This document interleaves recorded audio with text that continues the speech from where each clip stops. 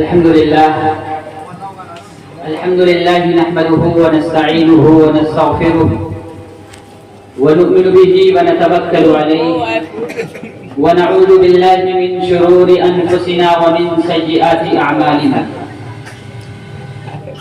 من يهده الله فلا مضل له ومن يضلله فلا هادي له، ونشهد أن لا إله إلا الله وحده لا شريك له، ونشهد أن سيدنا وسندنا وشفيعنا وحبيبنا ومولانا محمد عبده ورسوله.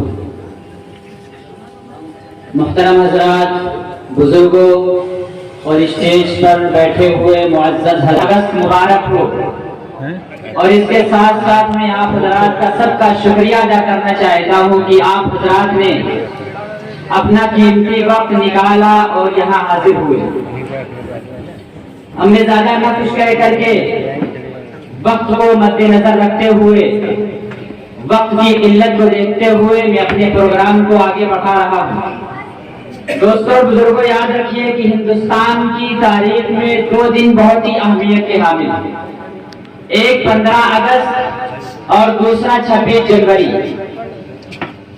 15 اگست کو ہمارا یہ پیارا ملک آزاد ہوا اور 26 جنوری کو اس ملک کا دستور بنا، دستور نافذ ہوا.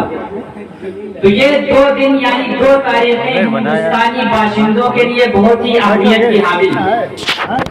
اس ملک کو آزاد کرانے میں سب نے مل جل کر اپنی قربانیاں پیش کی، تب جا کر یہ ملک ہندوستان آزاد ہوا. اس ملک کی خاطر سب نے قربانیاں دی ہیں، سب نے اپنے جانیں گنوائی ہیں، اپنے گھر ویران کیے ہیں، اپنے بچوں کو قربان کیا ہے، تب جا کر یہ ملک ہندوستان ہمارا آزاد ہوا. دوستوں میں یہ بتا دوں کہ یہ ملک سب کی محنتوں کا ثمرہ ہے، سب کی محنتوں کا نتیجہ ہے. وہ چاہے مسلمان ہو، چاہے ہندو ہو، چاہے سکھ ہو، چاہے عیسائی ہوں، سب نے مل کر قربانیاں دی ہیں، تب یہ جا کر ملک ہندوستان آزاد ہوا.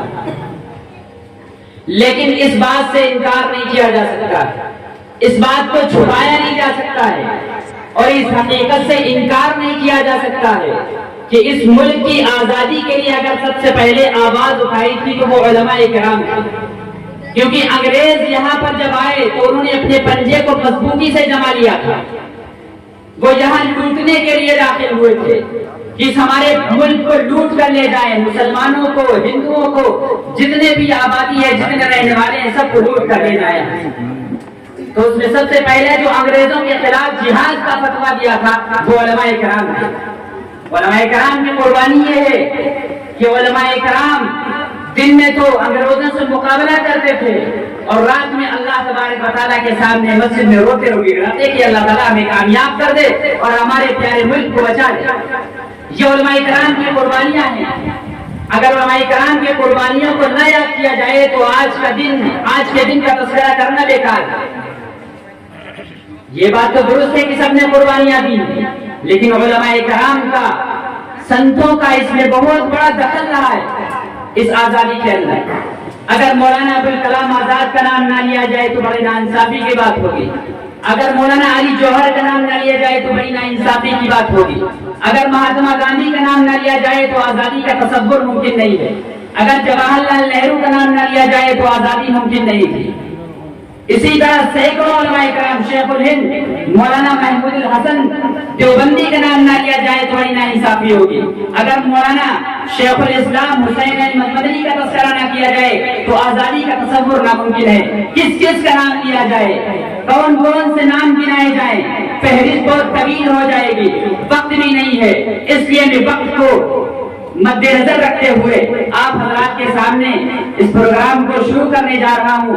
یہ پروگرام مدرسہ مفتاح العلوم کھجور والی مسجد کی طرف سے ہو رہا ہے، کیونکہ یہاں تعلیم، دینی تعلیم ہوتی ہے. اور جیسا کہ ابھی بتایا تھا ہمارے معزز مہمان نے کہ دین کی تعلیم بھی ضروری ہے اور دنیا کی تعلیم بھی ضروری ہے.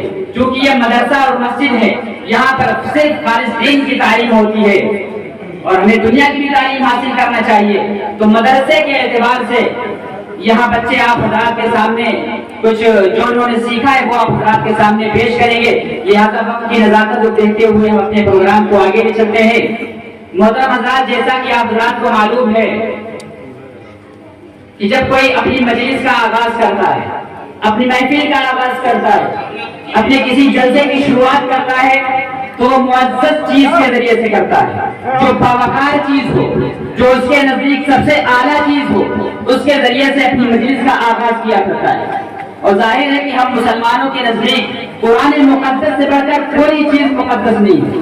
قرآن کریم سے بڑھ کر، قرآن کریم سے اعلیٰ اور قرآن کریم سے با عزت کوئی چیز نہیں ہے. یہ آپ نے دیکھا ہوگا کہ کوئی بھی کسی بھی دھرم کا ماننے والا ہو اپنی مجلس کا آغاز بہت ہی باعزت چیز سے کرتا ہے. تو ہم چاہتے ہیں کہ اپنی مجلس، اپنی محفل کا آغاز قرآن کریم کی تلاوت سے کریں. یہ وہ قرآن ہے جو سب سے اعلیٰ ہے، یہ وہ قرآن ہے جو سب سے عرفہ ہے، یہ وہ قرآن ہے جس طریقے سے راتوں میں سب سے افضل رات لیلۃ القدر ہے، جس طرح دنوں کا سردار جمعے کا دن ہے، جس طرح نبیوں میں سب سے افضل نبی، سب سے اعلیٰ نبی ہمارے پیارے حضور صلی اللہ علیہ وسلم ہے. اسی طریقے سے سب کتابوں میں سب سے اوپر کتاب قرآن مجید ہے. اسی قرآن مجید سے ہم اپنی مجلس کا آغاز کرتے ہیں.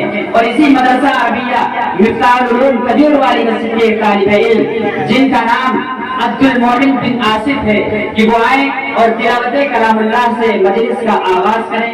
عبد المومن بن آصف صلی اللہ علیہ وسلم.